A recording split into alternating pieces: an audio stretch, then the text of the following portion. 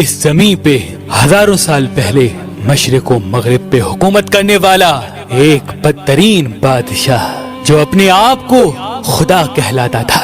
इसका नाम नमरूद बिन किनान बिन साम बिन नूह था। इसका पाया तख्त बाबुल था। ये पहला वो बादशाह था जिसने सबसे पहले ताज अपने सर पे पहना ताकि लोगों को मालूम हो कि उनका खुदा नमरूद है।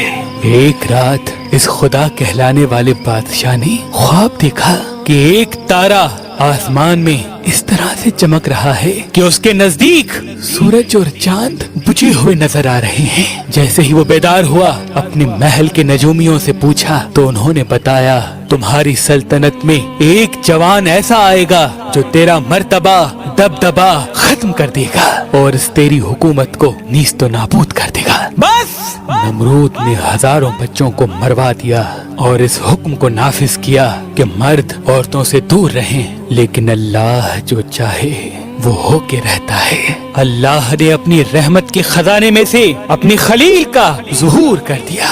तारीख ने लिखा कि हजरत इब्राहिम की वालदा जब हजरत इब्राहिम की आमद हुई, कई सालों तक अपने इलाके से बाहर रही और अपने बेटे इब्राहिम को गार में छुपा दिया। तकरीबन 7 साल आपकी वालदा मोहतरमा उस गार में छुप के आती, आपको दूध पिला के वापस बाबुल चली जाती। जब आप ज़माना बुलूगियत की तरफ बढ़ने लगे तो आपके चचा आसिर ने ये चाहा कि आप उनके साथ आके रहें और उनके काम में हाथ बटाएं। हजरत इब्राहिम अलैहिस्सलाम जब आके शहर रहने लगे, लोगों को देखा कि कोई सूरज की पूजा कर रहा है, कोई आग की पूजा कर रहा है, कोई बुतों की पूजा कर रहा है, कोई नमरूद को खुदा कह रहा है। आप फरमाने लगे, अल्लाह तो वो है जो हर चीज पे कुदरत रखता है। ये सूरज तुलू होके गायब हो जाता है, कैसे हो सकता है ये खुदा हो? ये आग पानी से बुझ जाती है, कैसे हो सकता है ये खुदा हो? ये नमरूद हमारी तरह सो जाता है, बीमार हो जाता है,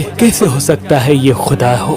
ये बुत जिनको हमने ही अपने हाथों से बनाया, कैसे हो सकता है ये खुदा हो? एक मर्तबा जब सब लोग मेले पे गए तो इब्राहिम अलैहिस्सलाम ने अपनी कुल्हाड़ी से तमाम बुतों को तोड़ दिया और कुल्हाड़ी को बड़े बुत के कंधे पे रख दिया। लोग जब वापस आए, देखा कि सारे बुत टूटे हुए हैं। सबने ये मान लिया कि ये काम इब्राहिम अलैहिस्सलाम का है। इब्राहिम अलैहिस्सलाम कहने लगे, देखो पूछो कि इस बड़े बुत ने शायद तोड़ा हो।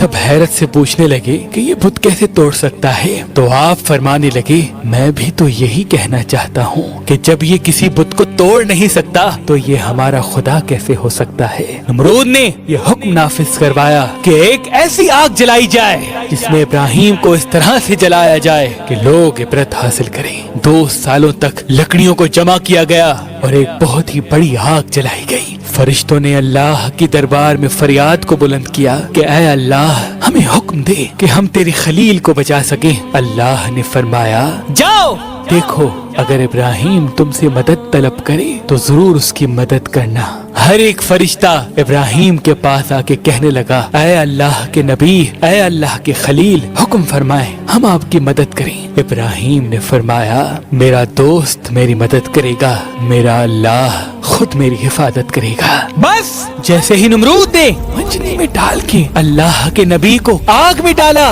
तो वो आग गुलजार बन गई। अल्लाह के नबी मुतमईन होके पुरसुकून होके अल्लाह का शुक्र कर रहे हैं और फौजी नमरूद हैरत ज़दा होके नमरूद से पूछ रही है कि हमारे खुदाओं से तो ज्यादा इब्राहिम का खुदा ताकतवर है, उसने हमारी आग को गुलजार बना दिया। नमरूद ने कहा, अच्छा? इब्राहिम अलैहिस्सलाम को बुला के नमरूद कहने लगा कि जाओ अपने खुदा को कह दो कि कल वो अपनी फौज तैयार करे और मैं भी अपनी फौज तैयार करता हूँ, कल मुकाबला रूबरू होगा। नमरूद ने जो मशरिक व मगरिब पे हुकूमत करता था, उस वक्त जमीन का सबसे बड़ा बादशाह था, अपनी फौज को तैयार किया और एक बड़ी इमारत पे खड़े होके कहने लगा, है कोई मुझसे ज्यादा ताकतवर तो आए और लड़े मुझसे। इतनी देर में अल्लाह ने मच्छरों को हुक्म दिया कि जाओ इस नमरूद की फौज को फिन्नार कर दो।